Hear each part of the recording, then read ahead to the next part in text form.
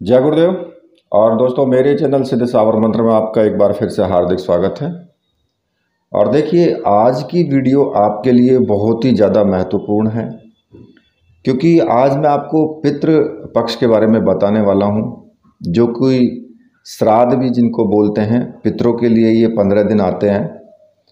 तो इस वीडियो के माध्यम से मैं आपको पूरा इसमें डिटेल में बताऊंगा कि ये पितृपक्ष क्या होता है, पितृपक्ष के दोष क्या हैं, किस प्रकार के प्रभाव होते हैं, क्या उसके उपाय हैं, और क्या हम पितृपक्ष में जो साधना कर सकते हैं क्या।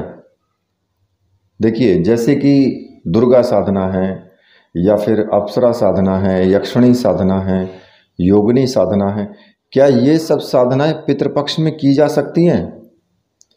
इसी के बारे में मैं पूरी डिटेल में आपको बताऊंगा। तो इस वीडियो को आप पूरा देखना। वीडियो में किसी भी प्रकार से आप इसको स्किप मत करना, क्योंकि आपके लिए ये बहुत ही ज़्यादा महत्वपूर्ण भी है। देखिए, पहले मैं आपको बताऊंगा कि ये जो पितृपक्ष है, ये कृष्ण पक्ष में आता है, आश्विन मास में। और जो अभी अमावस्या निकल गई है, अमावस्या तो अभी 2-3 दिन पहले ही निकली है, और अब जो पूर्णिमा आएगी, उस पूर्णिमा से अमावस्या तक ये आपका पितृपक्ष होता है। ठीक है, जिनको कि श्राद्ध भी बोल देते हैं। कहीं कहीं पर श्राद्ध बोलते हैं, कहीं कहीं पर पितृपक्ष बोलते हैं। तो ये टाइम जो है 15 दिन का, ये टाइम पितरों के लिए होता है। अब देखिए, ये जो पितृपक्ष होता है, ये पितरों के प्रति सच्ची श्रद्धा अपनाने के लिए, उनको अपनी श्रद्धा को व्यक्त करने के लिए ये एक पखवाड़ा होता है, जिसे कि श्राद्ध पक्ष बोलते हैं। ठीक है, अगर हम इन दिनों में अपने घर में पूर्वजों का श्राद्ध निकालते हैं या उनके नाम का कोई जाप करते हैं, तो उससे क्या होता है कि हमारे पितरों की जो आत्मा है वो तृप्त होकर के और संतान की सुखी में और समृद्धि कर देने का हमें आशीर्वाद वो प्रदान करते हैं। और ऐसी भी मान्यता है कि पितृदोष से मुक्ति पाने के लिए भी ये जो टाइम होता है, ये बहुत ही उपयोगी टाइम होता है। तो देखिए, इसके बारे में मैं आपको कुछ बताऊंगा कि ये पितृपक्ष होता क्या है। अगर किसी व्यक्ति की मृत्यु के बाद उसका विधि विधान से अंतिम संस्कार ना किया जाए, या फिर किसी की अकाल मृत्यु हो जाए, तो उस व्यक्ति से जुड़े हुए परिवार के जो लोग हैं, वो कई पीढ़ियों तक पितृदोष का दंश उनको झेलना पड़ता है। और इसके साथ साथ ही पितृदोष के अशुभ प्रभाव भी होते हैं। उस प्रभाव से बचे रहने के लिए जीवन भर उपाय आपको करने पड़ते हैं।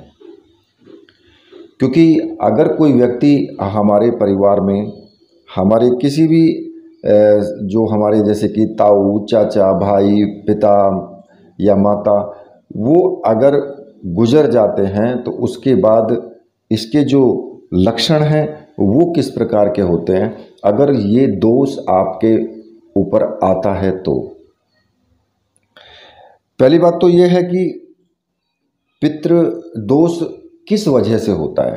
सबसे पहली बात तो ये है, देखिए, पितृदोष जो होता है वो या तो पितरों का अंतिम संस्कार जो होता है, या श्राद्ध न निकालना, उनका जो उनके लिए भोजन वगैरह निकालते हैं, वो अगर आप नहीं निकालते हैं, या उनका अंतिम संस्कार ठीक से नहीं किया जाता है, तो फिर ये पितृदोष आपके जीवन में आता है।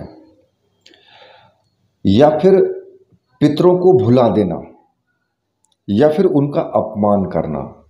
कई लोग क्या करते हैं कि बैठे बैठे हुए, अगर मान लिया ठीक है, किसी के बाबा ने, किसी के दादा ने, या फिर किसी के पिता ने, या किसी के भाई ने कोई गलत कर्म किए हैं, आपके ज़मीन है, उस ज़मीन को बेच दिया है, आपके हाथ में कटोरा आ गया है, क्योंकि उन्होंने पहले ही ज़मीन को बेच दिया। अपने जो पुत्र थे या पौत्र थे, उनका ध्यान उन्होंने नहीं किया कि भाई अगर हम इस ज़मीन को बेच देंगे तो आगे हमारे जो पीढ़ी है वो किस प्रकार से अपने जीवन का निर्वाह करेगी। अब जब ऐसा कारण हो जाता है तो लोग क्या करते हैं, लोग कहते हैं कि अरे फलाने आदमी ने, अरे वो तो बहुत बुरा था यार, उसने तो जो है पूरी ज़मीन बेच दी, हमारे हाथ में कटोरा ला दिया, उन्होंने किया ही क्या था, उन्होंने तो सब कुछ बर्बाद कर दिया। अब क्योंकि देखिए जो ये मन है, मन शरीर के साथ जुड़ा है लेकिन आत्मा पवित्र होती है, और जब ये शरीर खत्म हो जाता है तो फिर आत्मा ये नहीं देखती है कि भाई उसको सिर्फ अच्छा अच्छा ही नज़र आता है, बस उसको ये नज़र नहीं आता कि क्या किया था, वो सब मन ने और इस शरीर ने करवाया था। लेकिन जब आत्मा निकल जाती है तो आत्मा पवित्र होती है, आत्मा सु परमात्मा। तो वो आत्मा उस चीज़ को नहीं मानती है और ना ही वो इस चीज़ को मानेगी कि ये व्यक्ति गलत कर रहा है या ये व्यक्ति सही कर रहा है। वो जो व्यक्ति सामाजिक दृष्टि से सही होगा उसी व्यक्ति पर अपना अटैक करती है, क्योंकि उसको पता है कि ये व्यक्ति जो है ये मेरे परिवार का, ये मेरे लिए कुछ कर सकता है, ये मेरी शांति के लिए कुछ कर सकता है, क्योंकि इसके अंदर पवित्रता का भाव है। तो वो उसी को परेशान करती है फिर, क्योंकि जिससे कि वो इस कार्य को करे और मुझे शांति मिले।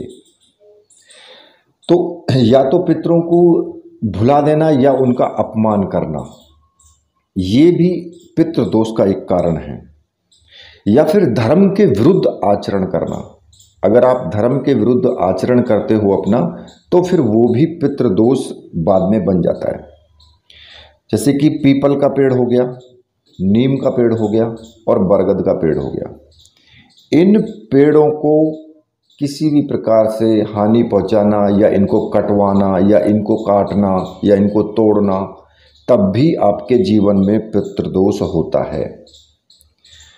या फिर नाग की हत्या करना, जो सर्प होता है, सर्प की अगर आपने हत्या की है या किसी से करवा दी है तो फिर आपको तब भी पितृदोष लगता है,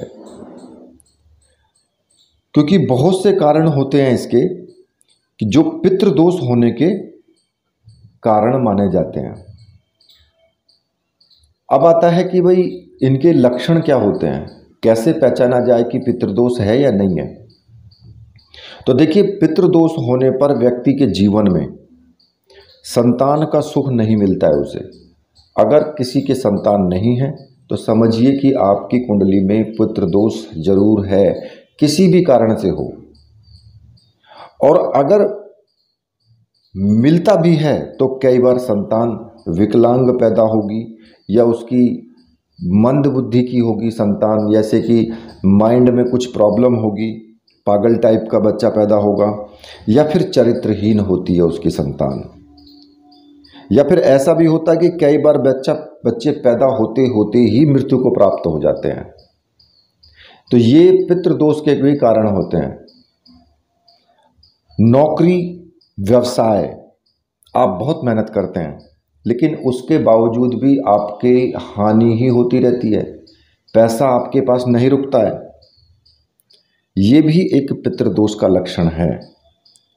या फिर परिवार में कलह होना, एकता नहीं होना परिवार के अंदर, परिवार में अशांति का अभाव है, अशांति बनी रहती है, बिल्कुल एकदम शांति होती ही नहीं है।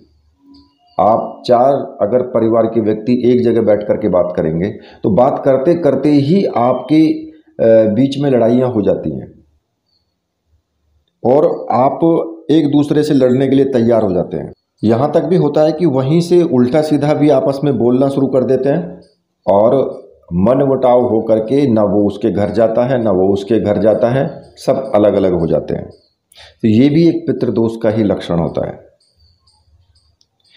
या फिर ऐसा भी हो सकता है कि आपके परिवार में किसी न किसी व्यक्ति का सदैव मतलब अस्वस्थ होना, उसको कोई ना कोई बीमारी लगी रहती है, इलाज कराने के बावजूद भी वो बीमारी ठीक नहीं होती है।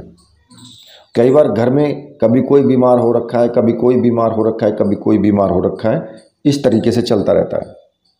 या फिर परिवार में विवाह के योग्य हैं आप, लेकिन आपका विवाह नहीं हो रहा है, या फिर विवाह होने के बाद तलाक हो जाता है, या अलगाव की स्थिति उत्पन्न होती है, या फिर दुखी रहना, कहने का मतलब ये है कि अगर इस तरह की समस्या होती है तो ये भी पितृदोष के कारण ही होता है। अब पितृदोष होने पर अपने ही व्यक्ति से, अपने ही परिवार के व्यक्तियों से आपको धोखा भी मिलता है। पितृदोष के कारण ही कई बार दुर्घटनाएं होती हैं, उनके शिकार हो जाते हो। या फिर कोई भी आप अगर मंगलिक कार्य कर रहे हैं, जैसे कि कोई हवन इत्यादि या पूजा पाठ या फिर रामायण, ऐसे कुछ कार्य कर रहे हैं जो कि धर्म के शास्त्र के अनुकूल हैं, मंगलिक कार्य हैं, तो उनमें भी बाधा उत्पन्न होती है। वो भी कार्य ठीक प्रकार से मतलब कि ठीक प्रकार से नहीं हो पाते हैं, या उन कार्यों को करते करते बीच में आपस में परिवार में झगड़ा हो जाता है, ऐसा भी होता है। परिवार के जो सदस्य हैं उन पर अक्सर किसी न किसी पर प्रेत बाधा का होना, घर में तनाव और कलेश रहना, प्रेत बाधा भी इसी पितृदोष के कारण ही आपके ऊपर आ सकती है और आती भी है। तो पितृदोष के जो ये लक्षण हैं, अगर ये आपके जीवन में हैं तो आप इन दोषों से को जान करके आप पहचान सकते हो कि भाई ये पितृदोष है। लेकिन अब कारण क्या होता है कि व्यक्ति ये पितृदोष का जल्दी से पता भी नहीं लगता है, क्योंकि आपके साथ सारे लक्षण वही होते हैं जो एक किसी घर पर तांत्रिक प्रयोग किया जाता है उसके कारण हो सकते हैं।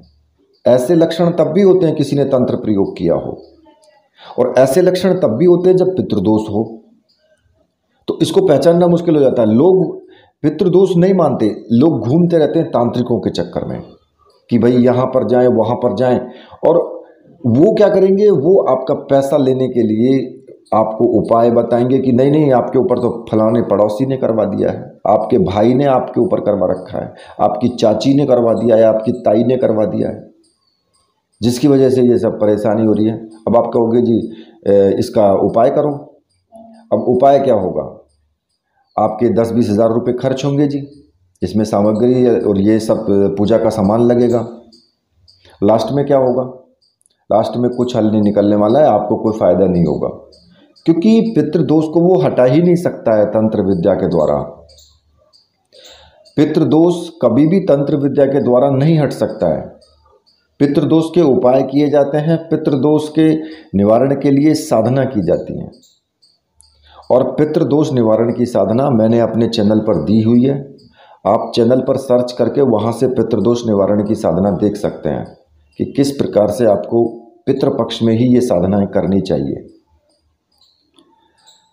अब अगर आपके जीवन में पितृदोष है तो फिर उसको कैसे, मतलब उसके उपाय करें। देखिए, अगर कुंडली में आपकी में या किसी भी प्रकार से पितृदोष है तो व्यक्ति को क्या करना चाहिए कि दक्षिण दिशा में अपने पितरों की फ़ोटो लगा करके उनको रोज़ाना माला या फूल माला चढ़ा करके उनको स्मरण करना चाहिए, और पूर्वजों का आशीर्वाद मिलने के साथ साथ पितृदोष भी वो समाप्त होने लगता है, धीरे धीरे वो समाप्त हो जाता है।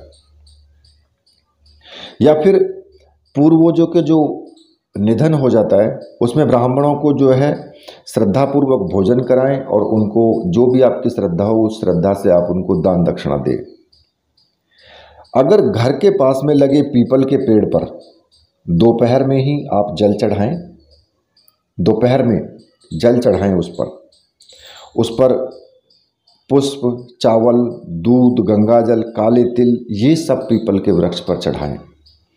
तो और अपने पितरों को याद करें, उनसे क्षमा प्रार्थना करें, ये भी एक उपाय होता है पितृदोष निवारण के लिए। शाम के वक्त रोजाना दक्षिण दिशा में एक दीपक जरूर लगाएं, ठीक है। दीपक आप घी का लगा सकते हैं। दक्षिण दिशा की तरफ बत्ती का जो मुख है वो दक्षिण दिशा की तरफ होना चाहिए, और जो घर का जो दक्षिणी कोना है उसी में आपको, वहीं पर दीपक आपको जलाना है। अगर दीपक रोज नहीं जला सकते तो कम से कम पितृपक्ष में तो जरूर जलाएं आप।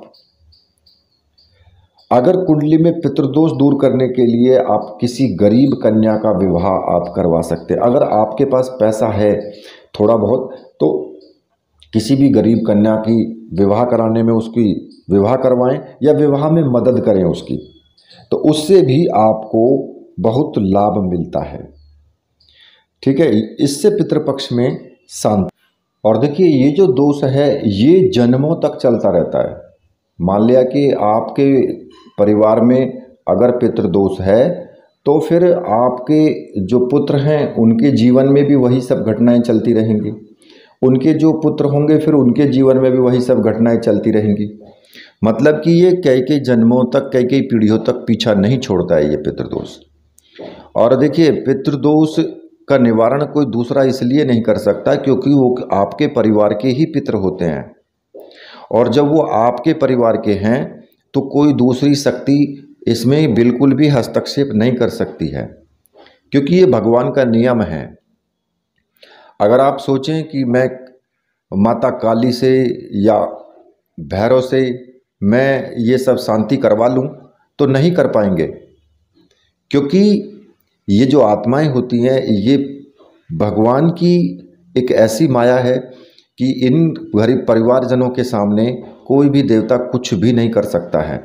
क्योंकि वो अगर करने के लिए आएंगे तो सामाजिक दृष्टि से देखा जाए तो वो ये कहेंगे कि देखिए ये मेरे परिवार के हैं और इनको मेरी शांति के लिए या हमारी शांति के लिए इनको उपाय करने चाहिए, हम इनसे क्रुद्ध हैं, रुष्ट हैं हम इनसे, तो आप इस बीच में दखल नहीं दे सकते हैं क्योंकि ये नियम के विरुद्ध होगा।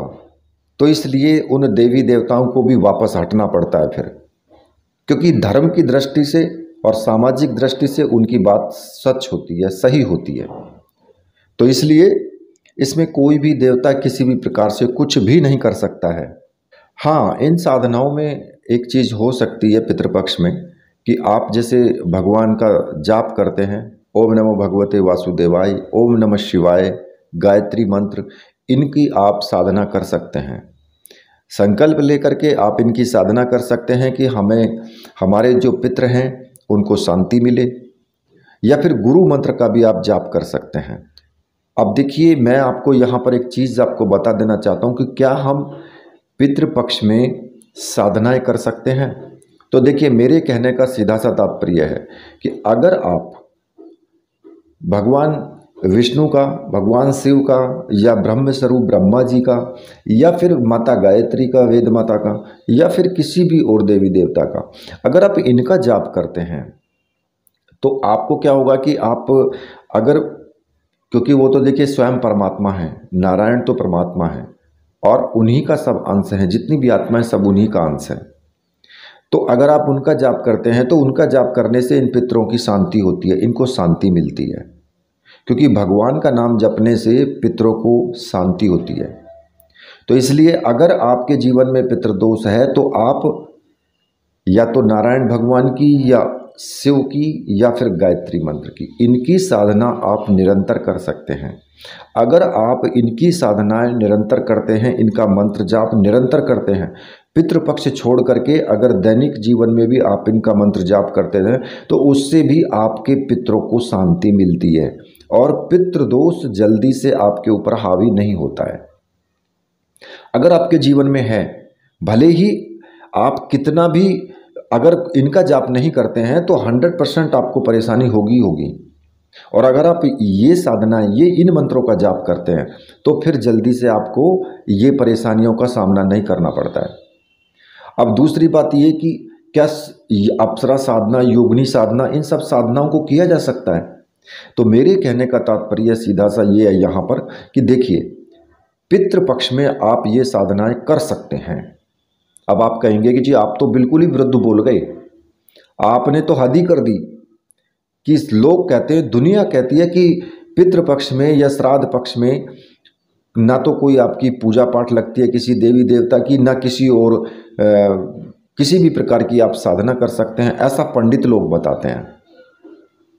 अब आप कह रहे हैं कि जी इनमें साधना कर सकते हैं, क्योंकि साधनाएं तो कंप्लीट हो ही नहीं सकती हैं इनमें, लेकिन ऐसा नहीं है।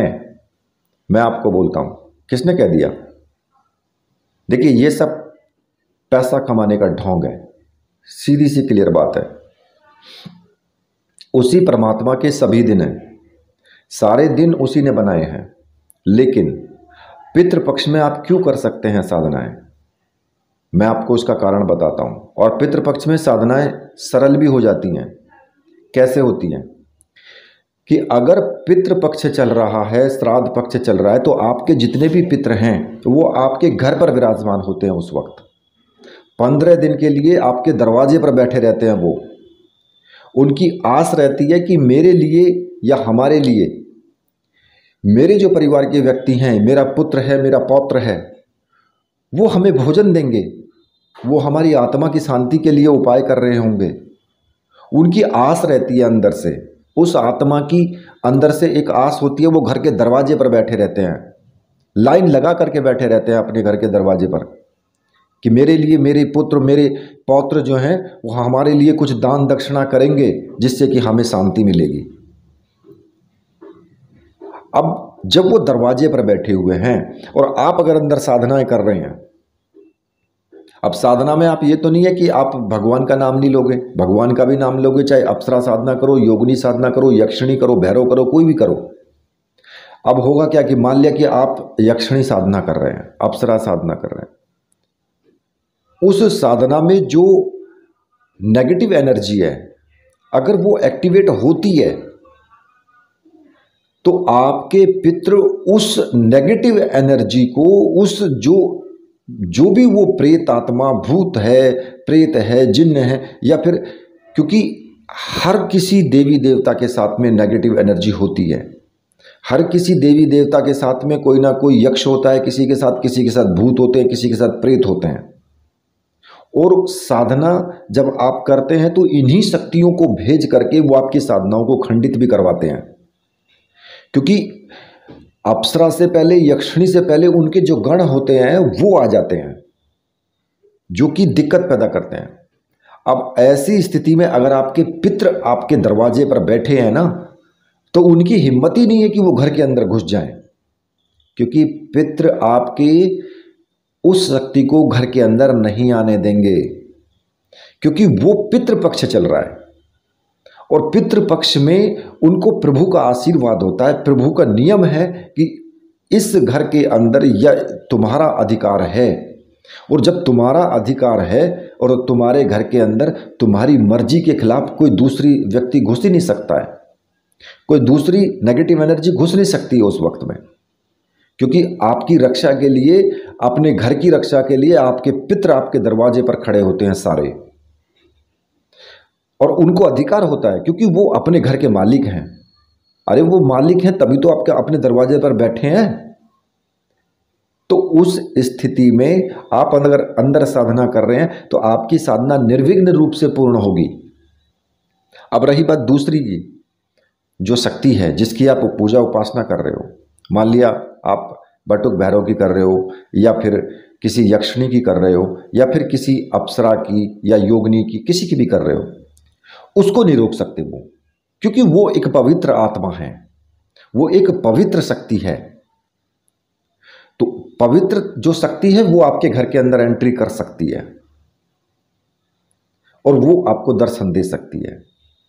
उसको वो बिल्कुल नहीं रोक सकते हैं क्योंकि वो नियम के विरुद्ध नहीं है। लेकिन जो गंदी चीज है, जो गलत चीज है, उसको घर के अंदर वो घुसने नहीं देंगे।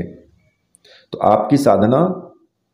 आपकी साधना निर्विघ्न रूप से पूर्ण होगी। अगर कोई दिक्कत साधना में आने वाली भी होगी तो वो साधना में दिक्कत भी नहीं आएगी। तो पितृपक्ष में साधना करनी चाहिए। ऐसा नहीं है कि पितृपक्ष में साधनाएं नहीं करते लोग, सब बकवास है। भगवान के बनाए दिन हैं, अपने पितरों का स्मरण करो, पहले अपने पितरों की शांति के लिए उपाय करो।